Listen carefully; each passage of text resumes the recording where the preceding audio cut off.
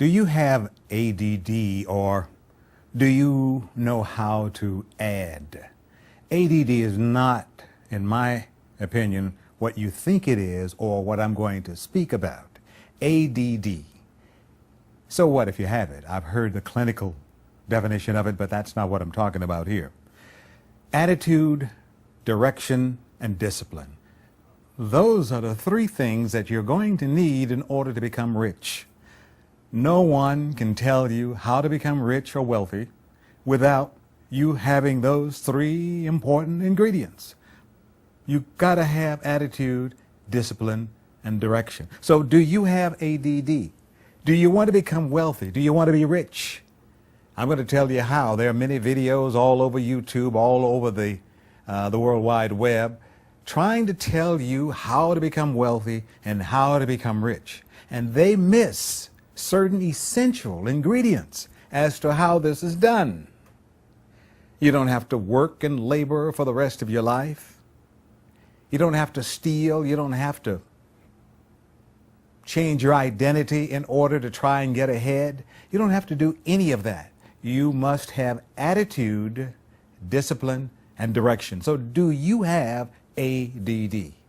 And in a clinical sense, if you have it, so what? A lot of people have it. A lot of people in my family have it, and they've succeeded.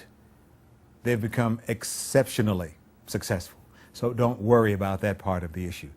Now, I've always said that the key to your success and prosperity is already within you, and that's what this talk is about.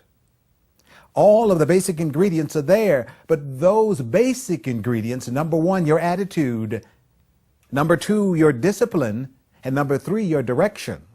Now, let's take a look at your attitude toward yourself. We're going to give you somewhat of an overall checkup here. An overall checkup. Can you picture yourself as a multi-millionaire? You're probably saying, yeah, Dr. Cross, I can picture myself as a millionaire. But here comes the other question. Now let's think about this. Let's think about it.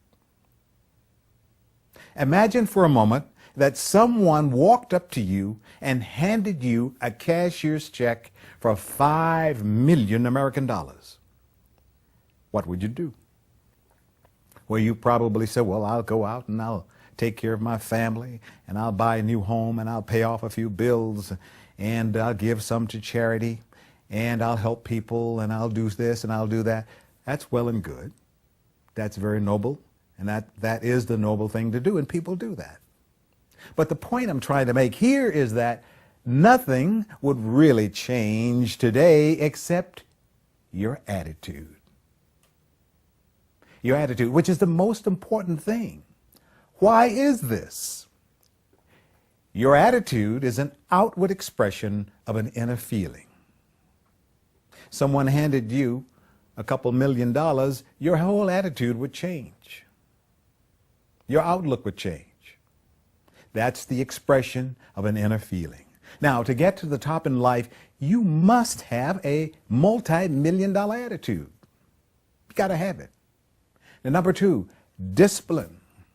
Someone once said, we are what our habits make us. Now, get into the habit of developing positive habits through discipline. There is a tremendous difference between good and bad habits.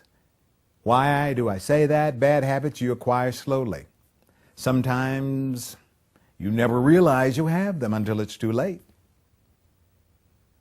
Which alcoholic drink was it that gave you the drinking habit?